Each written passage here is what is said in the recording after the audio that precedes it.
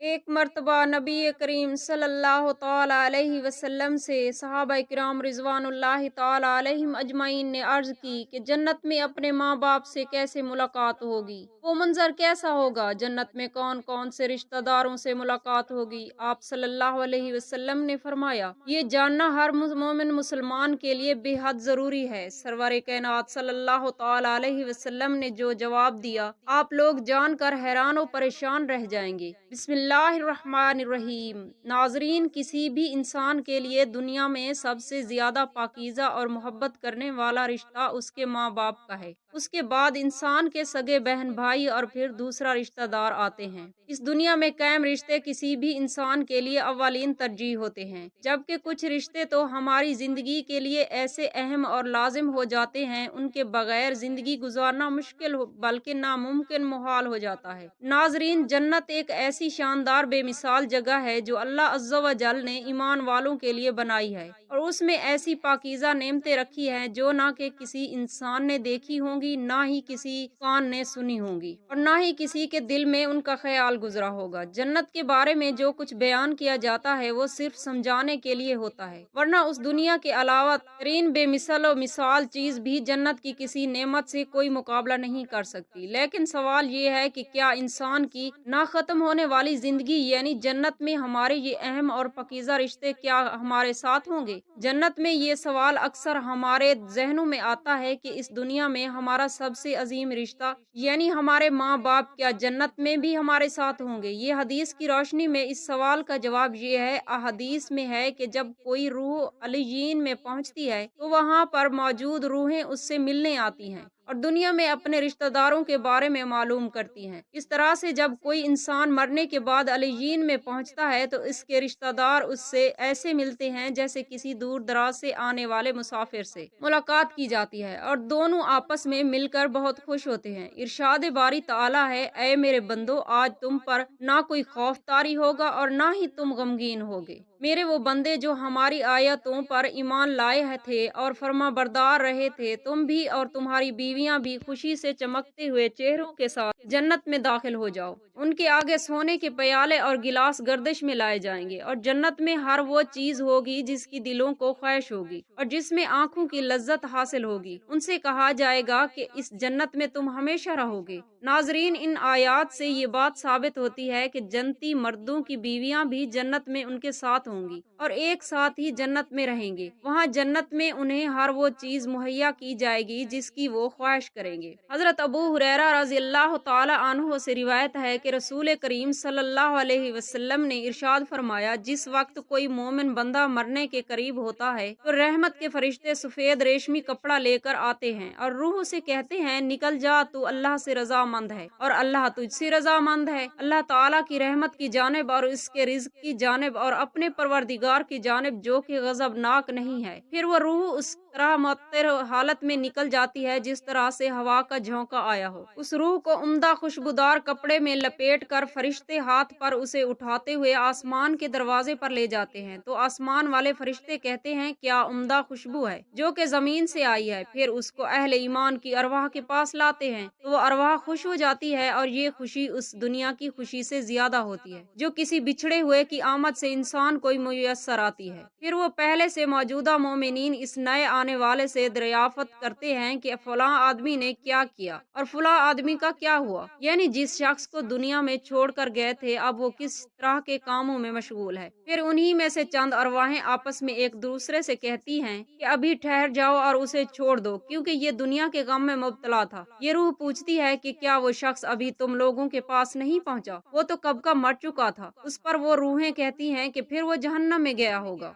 नाजरीन, प्यारे हुजूर अकरम नूर मुजस्सम शफी रहमत सल्लल्लाहु अलैहि वसल्लम ने फरमाया कि तुम्हारे अमाल तुम्हारे उन रिश्तेदारों और खानदान वालों के सामने जो आखिरत यानी आलम बरज़ख में है पेश किए जाते हैं। अगर नेक अमल हो तो वो खुश होते हैं और कहते हैं, ऐ अल्लाह, आपका फजल और रहमत है, बस अपनी ही नेमत उस पर पूरी कीजिए और उस पर उसको मौत दीजिए। इसी तरह उन पर गुनहगार शख्स का अमल भी पेश होता है तो कहते हैं, ऐ अल्लाह, इसके दिल में नेकी डाल दे जो तेरी रजा और कुर्ब का सबब हो जाए। ایک اور حدیث بھی ہے کہ حضور اکرم نور مجسم شفیع رحمت صلی اللہ علیہ وسلم نے فرمایا، جب اہل جنت میں داخل ہوں گے اور ان میں سے کسی کو اپنے بھائیوں اور رشتہ داروں سے ملنے کی خواہش ہوگی تو اس کا بستر اسے اڑا کر ان کے بستروں کے برابر پہنچا دے گا، اور پھر دونوں تکیہ لگا کر دنیا میں گزرے ہوئے دنوں کے بارے میں باتیں کریں گے۔ ان میں سے ایک اپنے ساتھی سے کہے گا کہ اے فلاں، تجھے یاد ہے کہ اللہ نے فلاں دن اور فلاں فلاں جگہ پر ہماری مغفرت فرمائی تھی اور اللہ نے ہمیں مغفرت کا پروانہ عطا فرما دیا تھا۔ رسول اکرم نور مجسم شفیع رحمت صلی اللہ علیہ وسلم کے مزاج مبارک کے بارے میں متعدد احادیث مبارک میں بیان کیا گیا ہے کہ آپ صلی اللہ علیہ وآلہ وسلم انتہائی شگفتہ مزاج تھے اور نرمی محبت سے اور مسکرا کر بات کیا کرتے تھے، تاہم کئی بار آپ صلی اللہ علیہ وسلم بے اختیار ہنس بھی دیتے تھے، مگر یہ اس وقت ہوتا جب آپ صلی اللہ علیہ وسلم آخرت کے حالات بیان فرما رہے ہوتے۔ آپ صلی اللہ علیہ وسلم صرف آخرت کے امور میں ہنسا کرتے تھے۔ اگر کوئی معاملہ اس دنیا سے متعلق ہوتا تو اس پر آپ صلی اللہ علیہ وسلم صرف تبسم فرمایا کرتے تھے۔ آپ صلی اللہ علیہ وسلم نے ایک بار صحابہ کرام رضوان اللہ تعالی علیہم اجمعین کو یہ آگاہ کیا کہ روز محشر جب کسی کو جہنم سے نکال کر جنت میں بھیجا جائے گا تو اس کی حالت کیا ہوگی۔ اس پر آپ صلی اللہ علیہ وسلم نے ہنس کر واقعہ احوال بیان کیا۔ بخاری شریف اور مسلم شریف میں ہے، حدیث مبارک یوں بیان کی گئی ہے، حضرت عبداللہ بن مسعود رضی اللہ تعالی عنہ سے روایت ہے کہ حضور نبی اکرم نور مجسم شفیع رحمت صلی اللہ علیہ وسلم نے فرمایا، مجھے اچھی طرح معلوم ہے کہ سب سے آخر میں جہنم سے کون نکالا جائے گا۔ یہ آدمی اپنے جسم کو گھسیٹتا ہوا جہنم سے باہر نکالے گا، چنانچہ اللہ تعالیٰ اس سے فرمائے گا کہ جا جنت میں چلا جا، لہٰذا وہ جنت میں داخل ہوگا۔ جنت میں جا کر پھر گمان گزرے گا کہ شاید یہ بھری ہوئی ہے، بس وہ واپس لوٹ کر پھر عرض کرے گا، اے رب، میں نے تو یہ جنت بھری ہوئی پائی۔ چنانچہ اللہ تعالیٰ اس سے فرمائے گا، جا اور جنت میں داخل ہو جاؤ، کیونکہ تیرے لیے جنت میں دنیا کے برابر بلکہ اس سے 10 گنا زیادہ حصہ ہے، یا فرمایا تیرے لیے 10 دنیاؤں کے برابر حصہ ہے۔ وہ عرض کرے گا، اے اللہ، کیا مجھ سے مذاق کرتا ہے یا مجھ پر ہنستا ہے، حالانکہ تو حقیقی مالک ہے۔ حضرت عبداللہ بن مسعود رضی اللہ تعالی عنہ بیان کرتے ہیں کہ میں نے دیکھا کہ اس پر حضور نبی اکرم نور مجسم شفیع رحمت صلی اللہ علیہ وسلم ہنس پڑے، یہاں تک کہ آپ صلی اللہ علیہ وسلم کے دندان مبارک نظر آنے لگے۔ آپ صلی اللہ علیہ وسلم فرماتے ہیں، یہ اہل جنت کے سب سے کم درجے والے شخص کا حال ہے۔ حضرت ابو سعید خدری رضی اللہ تعالی عنہ سے روایت ہے کہ رسول اکرم نور مجسم شفیع رحمت صلی اللہ علیہ وسلم نے فرمایا، جو آدمی سب سے آخر میں جنت میں داخل ہوگا وہ گرتا پڑتا اور گھسیٹتا ہوا دوزخ سے اس حال میں نکلے گا کہ دوزخ کی آگ اسے جلا رہی ہوگی۔ پھر جب وہ دوزخ سے نکل جائے گا تو پھر دوزخ کی طرف پلٹ کر دیکھے گا اور دوزخ سے مخاطب ہو کر کہے گا کہ بڑی بابرکت ہے وہ ذات جس نے مجھے تجھ سے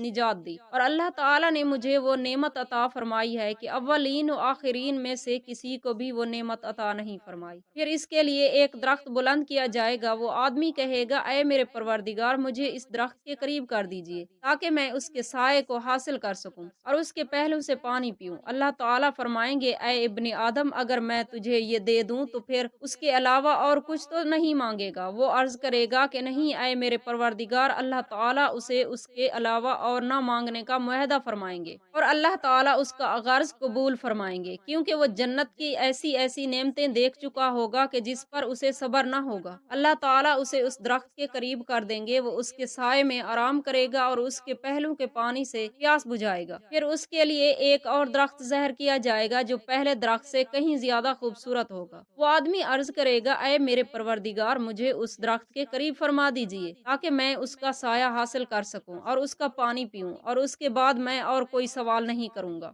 اللہ فرمائیں گے، اے ابن آدم، کیا تو نے مجھ سے وعدہ نہیں کیا تھا کہ تو مجھ سے اور کوئی سوال نہیں کرے گا، اور اب اگر تجھے اس درخت کے قریب پہنچا دیا تو پھر تو اور سوال کرے گا۔ اللہ تعالیٰ پھر اس سے اس بات کا وعدہ لیں گے کہ وہ اور کوئی سوال نہیں کرے گا۔ تاہم اللہ تعالیٰ کے علم میں وہ معذور ہوگا، کیونکہ وہ ایسی ایسی نعمتیں دیکھے گا کہ جس پر وہ صبر نہ کر سکے گا۔ پھر اللہ تعالیٰ اس کو درخت کے قریب کر دیں گے، وہ اس کے سائے میں آرام کرے گا اور اس کا پانی پیے گا۔ پھر اسے جنت کے دروازے پر ایک درخت دکھایا جائے گا جو پہلے دونوں درختوں سے زیادہ خوبصورت ہوگا۔ وہ آدمی کہے گا، اے میرے رب، مجھے اس درخت کے قریب فرما دیجئے تاکہ میں اس کے سائے میں آرام کروں اور پھر اس کا پانی پیوں اور اس کے علاوہ کوئی اور سوال نہیں کروں گا۔ پھر اللہ تعالیٰ اس آدمی سے فرمائیں گے، اے ابن آدم، کیا تو نے مجھ سے وعدہ نہیں کیا تھا کہ تو اس کے بعد اور کوئی سوال نہیں کرے گا؟ وہ عرض کرے گا، ہاں اے میرے پروردگار، اب میں اس کے بعد اس کے علاوہ اور کوئی سوال نہیں کروں گا۔ اللہ اسے معذور سمجھیں گے کیونکہ وہ جنت کی ایسی ایسی نعمتیں دیکھے گا کہ جس پر وہ صبر نہیں کر سکے گا۔ پھر اللہ تعالیٰ اسے اس درخت کے قریب کر دیں گے۔ جب اس درخت کے قریب پہنچے گا تو جنت والوں کی آوازیں سنے گا، تو وہ پھر عرض کرے گا، اے میرے رب، مجھے اس میں داخل کر دے۔ تو اللہ فرمائیں گے کہ اے ابن آدم، تیرے سوال کو کون سی چیز روک سکتی ہے؟ کیا تو اس پر راضی ہے کہ تجھے دنیا اور دنیا کے برابر دیا جائے؟ وہ کہے گا، اے رب العالمین، تو مجھ سے مذاق کرتا ہے؟ یہ حدیث بیان کر کے حضرت عبداللہ رضی اللہ تعالی عنہ ہنس پڑے اور لوگوں سے فرمایا، تو تم مجھ سے کیوں نہیں پوچھتے کہ میں کیوں ہنسا؟ لوگوں نے کہا، آپ کس وجہ سے ہنسے؟ فرمایا، رسول اللہ صلی اللہ علیہ وسلم اس طرح ہنسے تھے۔ فرمایا، اللہ رب العالمین کے ہنسنے کی وجہ سے جب وہ آدمی کہے گا کہ آپ رب العالمین ہونے کے باوجود مجھ سے مذاق فرما رہے ہیں، تو اللہ فرمائے گا کہ میں تجھ سے مذاق نہیں کرتا، مگر جو چاہتا ہوں کرنے پر قادر ہوں۔ اللہ عز و جل سے دعا ہے کہ ہمیں بھی اس دنیا کی آزمائشوں میں کامیاب و کامران فرما کر جنت میں داخل فرمائے اور ہمارا خاتمہ ایمان بالخیر، آمین یا رب العالمین۔